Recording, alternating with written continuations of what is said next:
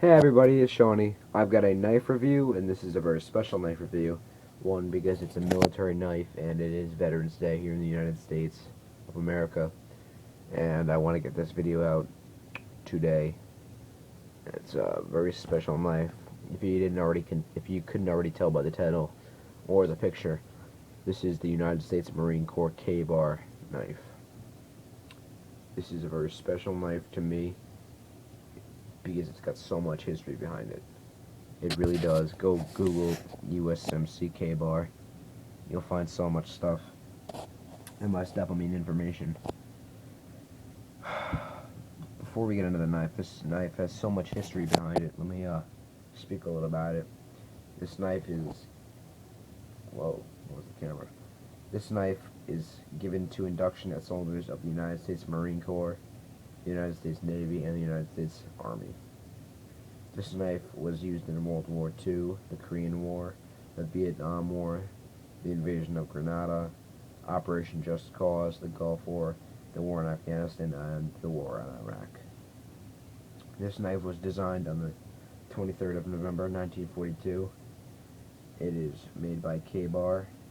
It was produced in 1943 and it still is made. So you figure you've got a lot of knives out there of this model. So at least over 10 million. So think about that. Very popular fixed blade. Extremely among hunters and servicemen and women. Onto the sheath right now. This sheath is leather. It's only got one retention strap. Very big belt loop. It's huge. It's ginormous. You gotta kind of see it in person, you know what I'm talking about. It's a really big belt hole. Loop, excuse me. It's got the stitching right here, along with the pins, and a lanyard hole up here, which can fit 550 cord easy, no problems. What else? This has KA-BAR stamped into it right here, the Marine Corps symbol, and it has USMC stamped right there.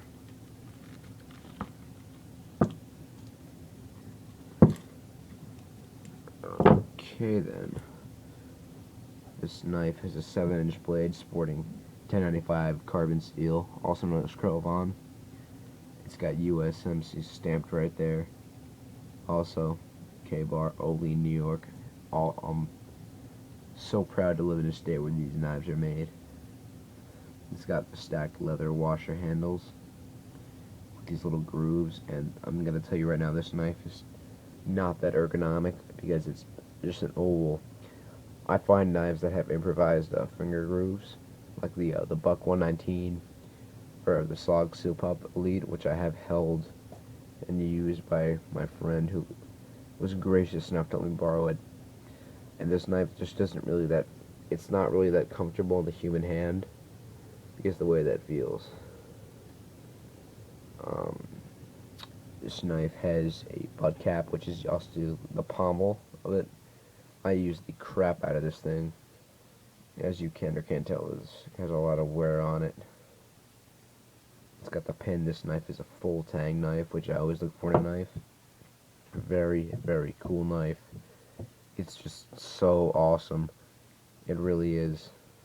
I'm kind of jumping between the thing. This has a finger groove right here, and that is to protect your fingers from sliding forward, and also, I guess, if you're in a knife fight, from a knife attack against your fingers. I have this knife in the serrated version, and these serrations are sharp, sharp, sharp. I was doing a review, and earlier tonight I cut myself. I dropped it on my hand, cut myself by accident, and that is pretty nasty. Right here is a fuller. What it does is reduces the weight of the blade, but not by much. It is on both sides, though, which is pretty cool. So you've got your swing, you've got that little more control because you've got not that much weight of the blade.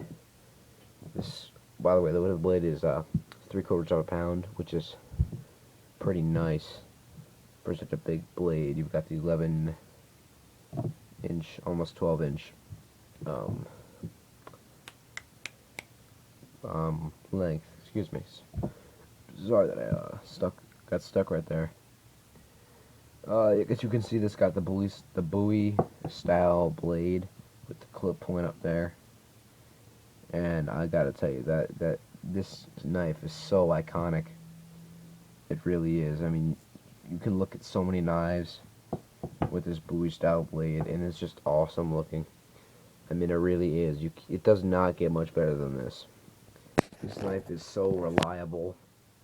It's like the Glock of knives. That's a pretty good analogy.